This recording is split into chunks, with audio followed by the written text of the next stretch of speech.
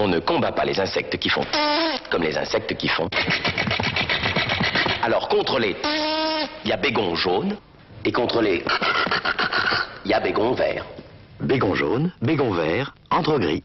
Les plus anciens d'entre vous se souviennent très certainement de cette pub de 1985 avec Michel Leb qui était l'humoriste phare de l'époque qui vantait les mérites de deux célèbres insecticides de chez Bayer, bégon jaune et bégon vert. En 1985, nous avions Pluton qui séjournait au tout début du signe du Scorpion, aux côtés de Saturne, Saturne qui finissait sa course dans le signe du Scorpion. On avait ce cycle, Saturne-Pluton, Uranus qui était au milieu du guet dans le signe du Sagittaire, Neptune qui était au tout début du signe du Capricorne, et Jupiter qui était à 28 degrés 10. J'ai pris cette date du 29 janvier, nous sommes aujourd'hui le 29 janvier 2023, donc là on remonte dans le temps, 1985, et nous avions Jupiter à 28 degrés 10, donc retenez bien ce degré fatidique, et nous avions bien sûr le soleil dans le signe du Verseau, donc c'est parce que j'ai pris cette date au hasard, parce que je n'ai pas retrouvé la date exacte du tournage de la pub. Depuis cette fameuse année 1985 où a été diffusé le spot publicitaire, il s'en est passé des choses, il y a de l'eau qui a coulé sous les ponts, et aujourd'hui on ne se contente plus de chasser avec un insecticide et d'éliminer les insectes, mais on veut les incorporer dans notre alimentation. Alors c'est ce qu'a décidé de façon discrétionnaire, on a l'habitude désormais, de façon autoritaire, la Commission européenne, c'est pas la première fois et ce sera pas la dernière. Donc là, vous avez ce règlement 2023-5 de la Commission du 3 janvier 2023 qui autorise la mise sur le marché de la poudre d'Acheta domesticus. Donc c'est un grillon domestique partiellement dégraissé en tant que nouvel aliment. Donc c'est ce qu'a décidé donc, la Commission européenne et ça a été publié au journal officiel de la Commission européenne. Un mot tout de même sur cette phrase assez drôle et assez ironique qui a été postée par un homme politique français, ils n'ont pas de pain qu'ils mangent des insectes, ça fait référence à une célèbre phrase historique qui aurait été prononcée, je dis bien aurait, il faut le mettre au conditionnel, par Marie-Antoinette, s'ils n'ont pas de pain qu'ils mangent de la brioche. Alors l'homme politique en question, s'il a tweeté ça, c'est aussi une manière d'instiller, de ne pas remettre en cause la version officielle de la Révolution française, qui est une version mensongère. D'ailleurs même là, vous voyez ici, on vous dit qu'il aurait été... que cette phrase-là aurait été déformée, probablement inventée ou déformée. Mais on continue en tout cas de faire croire au peuple que Marie-Antoinette aurait prononcé cette phrase-là, et donc elle était complètement déconnectée de la réalité du peuple français de l'époque, donc qui crevait effectivement de faim, mais à cause de l'augmentation du prix du pain, entre autres, donc décidée par les marchands, qui étaient là justement pour pousser à la Révolution française, en plus d'autres forfaits qui ont eu lieu, comme des intempéries, etc. Donc c'est pour ça, c'est ce que je reproche beaucoup à ces gens qui sont là pour effectivement mettre en évidence, là il a raison, parce qu'il met bien en évidence un problème donc, de la part de la Commission européenne, donc qui s'impose à nous, qui prend des décisions comme ça de façon non démocratique, mais c'est pas quelque chose d'assez étonnant de toute façon, puisque tous nos hommes politiques, que ce soit au niveau national ou au niveau européen, quand ils sont en responsabilité, ils ne font que finalement appliquer ce que veulent les marchands, c'est-à-dire aujourd'hui les multinationales, les grands groupes qui sont représentés par le Forum économique mondial. Donc qui a déjà programmé cette révolution, une nouvelle révolution des temps modernes qui s'appelle The Great Reset, la grande réinitialisation. Il ne faut pas avoir peur. Accumulated amount is now trapping as much extra heat as would be released by 600,000 Hiroshima-class atomic bombs exploding every single day on the Earth. That's what's boiling the oceans, creating these atmospheric rivers and the rain bombs, raising the sea level and causing these waves of climate refugees predicted to reach 1 billion. How dare you! Et on termine avec le président de l'entreprise Siemens. Il a un nom imprononçable, je vous l'écris à l'écran, qui prédit un changement radical de nos habitudes alimentaires. If 1 billion people stop eating meat, I tell you it has a big impact. And I predict that we will have proteins not coming from meat in the future. They will be zero carbon and much healthier than the kind of food that we eat today. Mais par quoi va-t-on remplacer la viande alors ? En tout cas, aux États-Unis, les célébrités vendent déjà la consommation d'insectes. Lorsqu'on parle de grands changements, de bouleversements et de révolutions, on fait allusion à Uranus, premier maître du signe du Verseau, le Verseau qui est le signe qui caractérise cette période où la Commission européenne a pris cette décision, donc de façon assez autoritaire. Autoritaire parce qu'on a Saturne, donc la planète de la loi, qui est en disharmonie avec Uranus, dans le signe du Taureau, qui est le signe de l'alimentation, qui est en opposition avec le signe du Scorpion, donc qui renvoie à la période des années 1985 où nous avions Pluton dans le signe du Scorpion et où nous avions justement Jupiter qui s'apprêtait à transiter le Verseau, qui était au même degré que vous voyez ici, 28 degrés, où nous avons Pluton. Et donc en fait, il y a une sorte de correspondance et de résonance, sauf que là, on l'a de manière inversée. Puisque Uranus, c'est une planète qui renverse la perspective. On l'a déjà vu lorsqu'on avait évoqué ce cycle Saturne-Uranus qui est en train de se terminer. Saturne, principe de réalité en exaltation dans le signe du Verseau. Donc au carré de Saturne, ce qui a expliqué justement que le monde a perdu complètement la boule pendant cette période Covid. Donc, et là, on a eu cette ouverture de fenêtre d'opportunité. Et donc maintenant, on a Saturne qui va transiter le Poisson, qui va laisser la place à Pluton pendant les 20 prochaines années, ou du moins, Pluton va amorcer son transit, les débuts de son transit, le 23 mars 2023 prochain, pour avoir des mouvements de rétrogradation, mais en gros, à partir de 2025, ou du moins à partir de la fin de l'année 2024, très précisément le 19 novembre, Pluton va ensuite transiter de façon permanente dans le signe du Verseau et va se retrouver en disharmonie avec le signe du Taureau et Uranus, bien sûr, qui va progresser, mais qui va rester jusqu'en 2026. Donc là, ça veut dire que les choses vont s'accélérer et vous commencez à voir les premières moutures avec cette directive européenne. Pour les plus anciens d'entre vous, vous vous souvenez qu'on avait tenté d'anticiper sur ce que pourrait être notre futur, qui est aujourd'hui notre présent, à travers le transit d'Uranus dans le signe du Taureau. Donc on avait produit toute une série de capsules, dont une qui avait été publiée le 2 mars 2018, donc vous voyez bientôt 5 ans. Et donc vous voyez à la 11e minute, j'évoquais donc la possibilité qu'on mange des insectes. Vous amenez à manger directement des insectes. Voilà, ça c'est quelque chose qu'on peut imaginer, puisque les insectes représentent quelque chose d'étrange pour nous, pour notre culture. Je sais que dans d'autres cultures, c'est des mets qui sont consommés. Mais pour nous, ça nous paraît étrange. Et là, on retrouve le côté un peu bizarre d'Uranus. D'accord, Uranus, la planète un petit peu de l'étrangeté. Et là, vous allez voir que les personnes qui vont être les premières à essayer, on aura les Uraniens, c'est-à-dire les personnes qui sont marquées par Uranus. Souvent, ils aiment bien être à la page, ils aiment bien essayer avant tout le monde. Lorsque j'évoquais cette étrangeté, cette bizarrerie, effectivement, le Verseau peut avoir ce caractère excentrique, ce caractère bizarre, quand on a une disharmonie, comme c'est le cas avec Uranus, qui est en chute dans le signe du Taureau, qui plus est en disharmonie en ce moment avec Saturne, mais avec Pluton incessamment sous peu.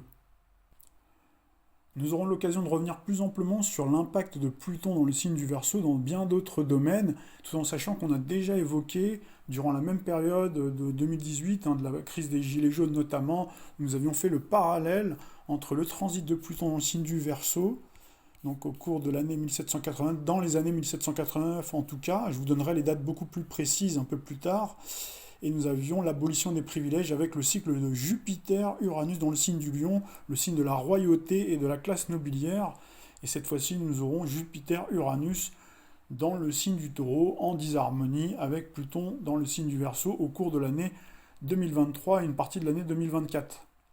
On va en manger. Ce n'est plus Henri IV et la poule au pot chaque dimanche. Ce n'est plus ça, vous connaissez, dès que vous allez dans le sud, vous franchissez le sud de la Loire, vous avez les grillons partout. Eh bien, le grillon domestique vient de décider, qui vient de décider? La Commission européenne. Et qui dirige la Commission européenne? La sublime, l'extraordinaire, l'immarcessible, l'incorruptible Ursula von der Leyen. Eh bien, elle vient de décider, la Commission européenne, que le grillon domestique était assez sain pour finir dans vos assiettes, et dans vos verres, et chez vos enfants, et dans les pains, les petits pains, les biscuits, les barres de céréales, les prémélanges secs, les produits secs, les produits transformés, les pizzas, les produits, etc. Oui, tout cela, eh bien, vous aurez du grillon à l'intérieur. Voilà. Après, attendez, c'est déjà permis et recommandé par la Commission européenne. Le verre de farine et le criquet migrateur. Oui, le criquet migrateur va atterrir dans vos assiettes. Virginie Geron, bonjour. Bonjour. Alors, chère Virginie, députée européenne évidemment, on voudrait comprendre, alors c'est quoi on en parle depuis quelques jours un peu partout, mais on ne comprend pas du tout ce qui se passe. Et c'est une recommandation, c'est une obligation, et au fond, qu'est-ce que ça apporte? Parce qu'il y a déjà beaucoup de gens qui se posent des questions. Bien sûr, d'ailleurs, c'est pour ça que je me suis intéressée au dossier, parce que j'ai eu pas mal d'appels téléphoniques sur ce sujet, notamment sur le problème des allergies. Alors en fait, on se rend compte que les insectes sont dans les tuyaux de Bruxelles depuis un moment, hein, c'est pas nouveau. Ah oui, depuis quand à peu près? Il faut savoir qu'il y a eu un vote en 2015 sur ce sujet où en fait il y a eu une extension de la liste des produits alimentaires.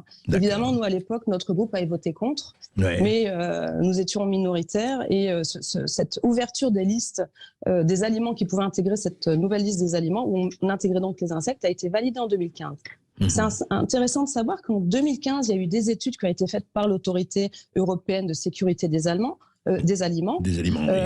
Des aliments disaient bien qu'à l'époque, il manquait d'études pour accepter d'ouvrir les insectes à cette nouvelle liste d'aliments. Donc ça, c'était en 2015. Donc il manquait d'études. Et plus loin, une autre étude de la même autorité indiquait qu'il ne fallait pas que le bétail puisse être alimenté d'insectes. Donc en 2015, c'était quand même assez frileux. Il y avait quand même eu ce vote. Et puis là, il y a une accélération. En fait, on est dans l'accélération d'une idéologie où, comme on le voit avec la volonté de transition énergétique, on l'a vu avec le tout électrique, et puis maintenant on a la transition alimentaire. Donc comme vous l'avez dit, il y a eu l'autorisation du verre de farine jaune, on a eu le criquet migratoire, et puis maintenant, 3 janvier, signature par effectivement la commissaire européenne, Madame von der Leyen, qui autorise la poudre de grillons domestiques dans tous les aliments que vous avez annoncés, que ce soit les biscuits, les pizzas, les purées, les plats à base de légumineuses, même les bières. Les boissons, les bières, c'est ça. Les boissons, mais tout ce qui empêche. Les confiseries, les fruits à la coque, etc. Les chocolats. Les chocolats. Tout ce qui est ces protéines animales pourraient remplacer les autres protéines alimentaires. Même la viande aussi. Et la viande aussi qui est modifiée. Donc en fait, on est dans une accélération de cette idéologie, une idéologie, je rappelle, qui est de sauver la planète. Donc manger des insectes pour sauver la planète. Arrêter de manger du steak, manger des insectes, ça va sauver la planète. Donc on est dans cette idéologie qui s'accélère puisque on voit dans la communication 2021, qui est l'Organisation mondiale de l'alimentation, la FAO, déclare qu'il y a 1900 insectes qui pourraient être utilisés comme aliments dans le monde. 1900. Donc, là, 1900. Donc accrochez-vous bien, bientôt on va tous passer, on n'aura plus rien de naturel et de végétal.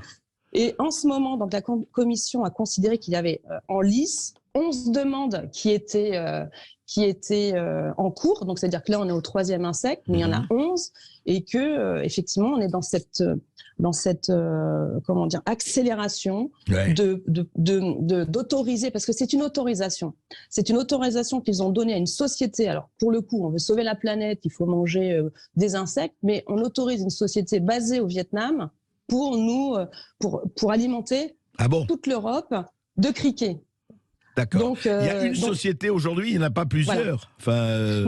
Non, parce qu'en fait, là, dans ce règlement d'exécution que la Commission a signé le 3 janvier, c'est une autorisation qui est dédiée à une seule société, qui a donc l'autorisation exclusive de vendre de la poudre de grillons domestiques. Donc, c'est des grillons en plus qu'on affame pendant un jour. Après, on les broie et après, ça fait de la poudre et ça pourra intégrer tous les aliments dont on a parlé, du biscuit au chocolat à la pizza. Et c'est une autorisation qui va durer 5 ans.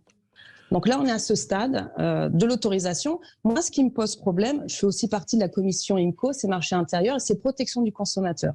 Il y a 3 articles qui, en fait, disent l'inverse et le contraire, et remettent en question même la question de l'étiquetage pour les allergènes. On en a parlé aussi. Alors, c'est-à-dire, parce que c'est important de savoir, est-ce qu'on saura, nous, s'il y a des insectes ou pas, et comment la composition de la viande, des pizzas, etc. Oui. Exactement, on veut savoir ce qu'on mange, surtout nous, bons Français, on aime les bons aliments, et clair. On veut pas... je pense qu'aujourd'hui, ceux qui ont essayé de vendre des insectes n'ont pas trouvé aujourd'hui les consommateurs, puisqu'on le bien, beaucoup ont fait faillite. Donc, on essaye maintenant de nous refourguer ces insectes par voie de poudre où ça passerait plus facilement auprès des consommateurs.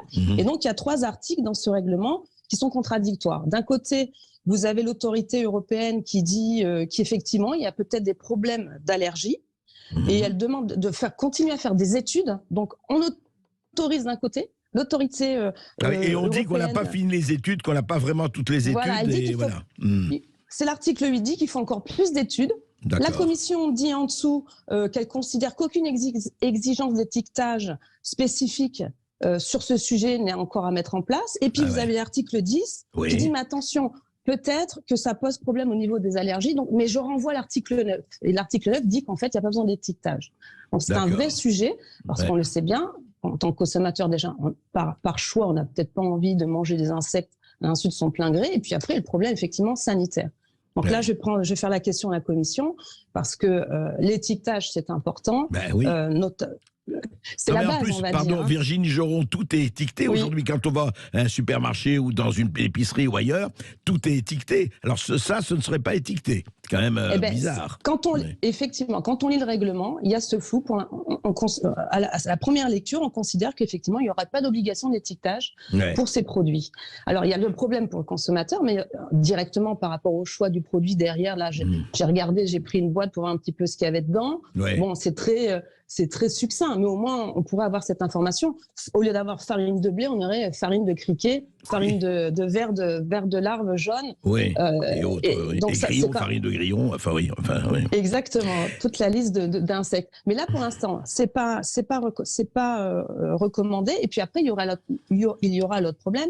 Ce sont tout ce qui est produit déjà transformé auprès des restaurateurs.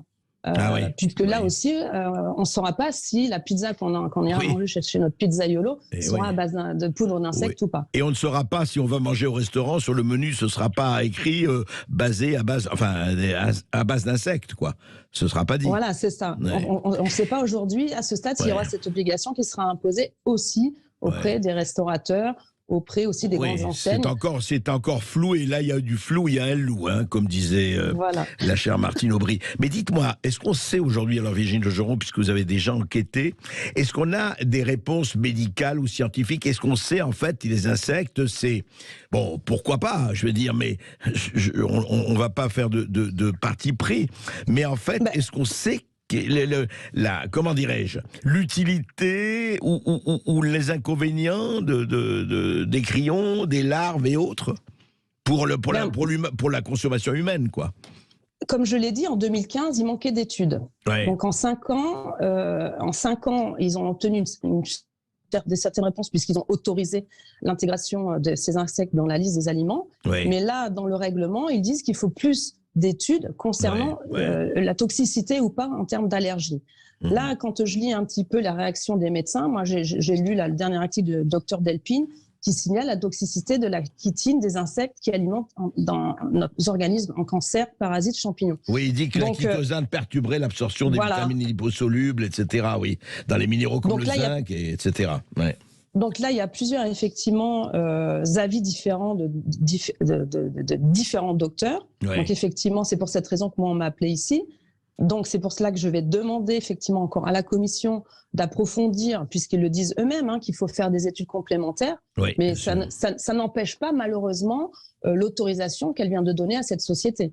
C'est-à-dire qu'aujourd'hui, à l'heure où on parle, Virginie Joron, du groupe, je rappelle, du groupe Identité et Démocratie au Parlement européen, à l'Assemblée européenne, aujourd'hui, on peut, c'est-à-dire que cette société peut exporter et en Europe, tout le monde peut, peut... À partir du 24 janvier, donc depuis hier, ça y est, cette société est habilitée à vendre sa poudre de criquet domestique auprès de l'ensemble des pays de l'Union européenne. D'accord. Donc, sans pour cela qu'on ait achevé les études sur ce sujet. Exactement. Mais ce qui est ironique dans cette communication de la Commission, c'est qu'elle dit à un moment donné, c'est que de toute façon, ne vous inquiétez pas, l'Union européenne est résolument attachée à la transparence. Donc, je vais reprendre cette phrase de leur communiqué pour obtenir les réponses à ces questions. Comme on le sait bien, la transparence, c'est un vain mot qu'ils mettent en avant de la vitrine, mais que derrière la vitrine, ils n'appliquent pas forcément. On a plusieurs cas, comme vous le savez, avec les contrats Pfizer et avec le Qatargate. Voilà, on sait ce qui s'est passé dans la transparence du point de vue des SMS et des contrats. Donc, on espère que ça se passera autrement. En tout cas, merci beaucoup. beaucoup Virginie Joron et on vous suivra dès que vous avez des renseignements, n'hésitez pas à nous les communiquer parce que... Et bon appétit encore. Absolument. On n'est que le 25 janvier, j'espère que les insectes ne sont pas encore arrivés directement dans nos assiettes. Oui, vous imaginez, on va manger du grillon tartare, du verre en daube, non, ça va être très intéressant. Ça. Non, on suivra ça. Merci. Remarquons que la journée du 24 janvier comporte une vibration 7, puisque si on additionne le 4 et le 2, ça fait 6, et si on l'additionne à 1 du mois de janvier, donc on trouve bien le 25, 5 et 2, ça fait bien 7, on retrouve bien cette résonance avec l'année 2023, qui est une année 7.